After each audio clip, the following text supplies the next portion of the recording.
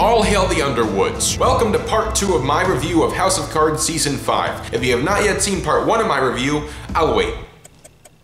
Screw that, I've got television to watch. Just like with part 1, I'll watch a couple episodes, record my thoughts, repeat, and then give my thoughts on the entire season at the end. Let's just get right to the point. Here are my thoughts on House of Cards Season 5 Part 2.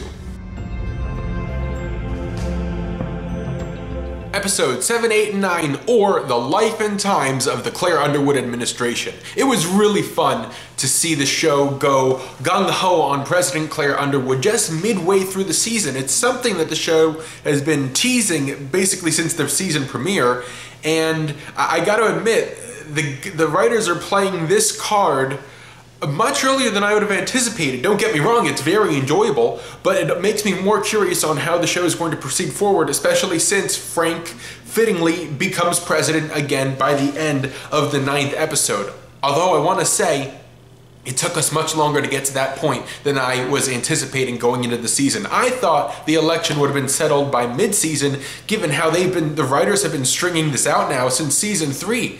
If I was actually expecting the election to be resolved in season 4 15 months ago, much less bring it out to season 5, much less bring it almost three quarters of the way into season 5. But I digress. I can talk about pacing issues later. Episode 8, Frank goes to the island of misfit crooks and meets up with Raymond Tusk, and they burn effigies or something. Don't get me wrong, it was great to catch up with Tusky. Does that work? I don't know if that works, but I'm not re-recording this, so. Conway's running mate is there, Mark Usher is there, Mark becoming a much more interesting character. You know who's not there though? Presidential candidate Will Conway. He is not in episode 7 or 8. We see him in 9 when he concedes, but I was expecting his downfall to be on a grander scale than a tape recording of him having a mini meltdown on an airplane 3 episodes ago, gets leaked to the Underwoods via Mr. Polyhop, a character I don't know if anyone actually cares about. My point is, Conway's downfall lacked gratification. It was too swift. He wasn't there. He only had maybe 2 scenes in this 3 batch of episodes. How come Conway was not present for his own downfall? Was Joel Kinnaman busy? That really lessened the impact of the entire election. One more thing, Mark Usher and Patricia Clarkson as Jane Davis are basically the 2 new power players this season. Before I thought Mark was boring when I just thought he was a Conway campaign manager. Clearly there's much more to him given his wave at the camera on Inauguration Day, just like Frank in episode 1. That right there tells you all you need to know about his importance to the plot moving forward. Patricia Clarkson wears evil with such menace. I am looking forward to seeing these 2 moving forward. Alright, next batch of episodes.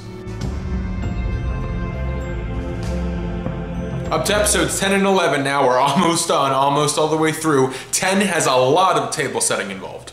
The entire episode is just a series of meetings explaining everyone's motivations, really getting into the nitty-gritty of Patricia Clarkson, and that's her name. Jane Davis is her character? That's too generic. It's Patricia frickin' Clarkson. She and Mark Usher have quickly become some of my favorite additions to the show in probably the past couple seasons. Patricia Clarkson is basically Leanne Harvey, but with a lot more mystery and a much meatier performance from Patricia Clarkson.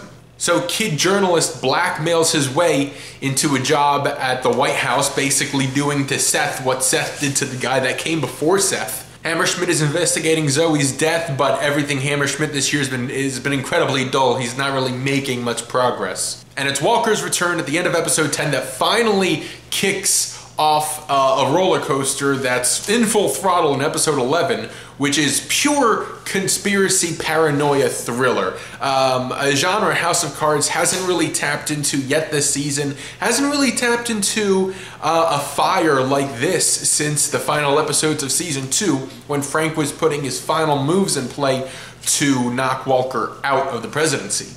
I really enjoyed the scene between Frank, Bob Birch, and Terry Warmack in the Oval Office, the old Democratic Guard. It was a very nice character beat, catching up on these characters. We haven't really seen much of Womack or Birch this season, but they've been around, you know, for the long haul. It's really nice to just touch base with them. Doug and the Widow are over, and Doug goes to bang Leanne Harvey, which I sort of thought was going to happen at some point this season, given their interactions earlier. You know, these aren't really interesting plot lines at this point. They're not bringing anything new to the table. So I do have some concerns with the story at this point. We are racing through plot way too quickly. At the end of episode 11, they're already talking about impeachment. Frank just won an election 2 or 3 episodes ago, an election that took basically 2.5 seasons of television to get through.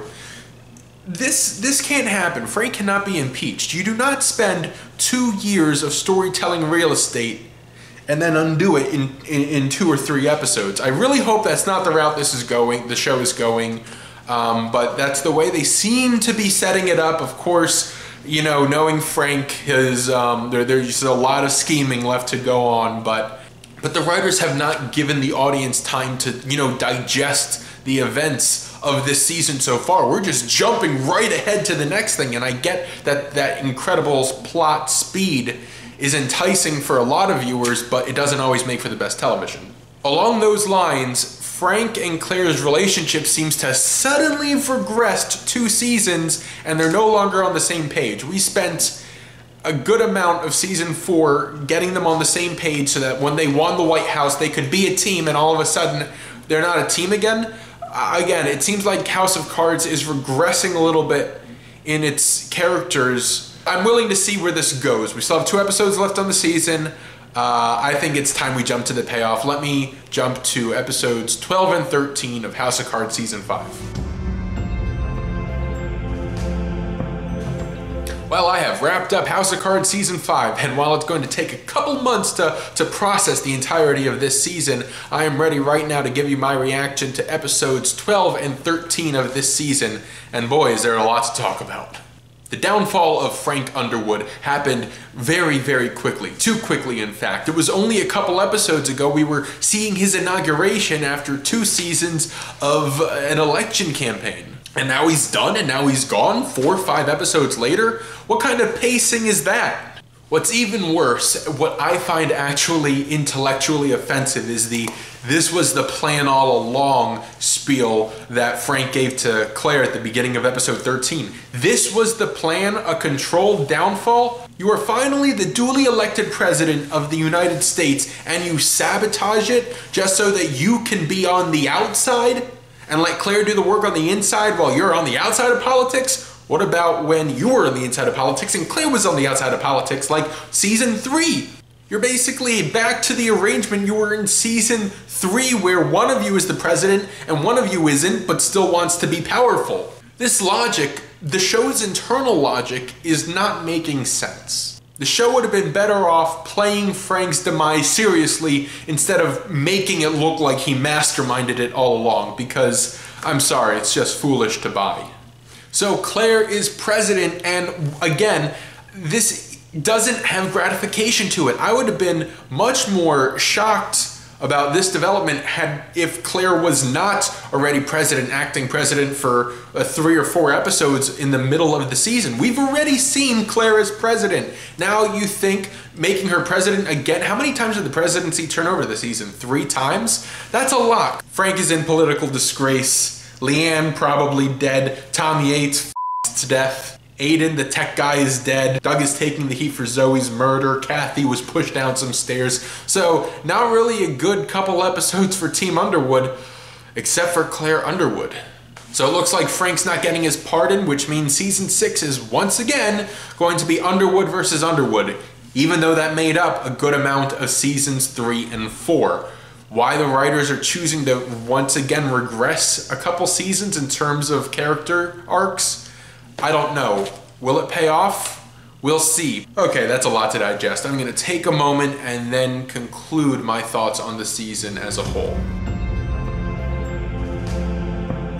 There was a lot of good to House of Cards Season 5. Regardless of what you thought of the plot in terms of its quality, you cannot deny that the speed at which the plot moved along was enough to keep viewers interested.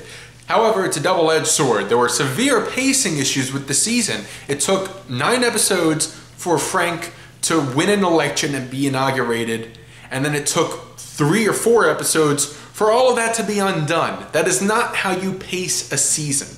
There were too many boring subplots, and I'm going to start with the sex lives of Frank, Claire, and Doug. Like with the past 4 seasons, the performances were superb all around. It did seem like Paul Sparks as Tom Yates was zoning out this year, which I cannot blame him given how little his character was given to do. Compared to Season 4, this one I felt had a less cohesive focus.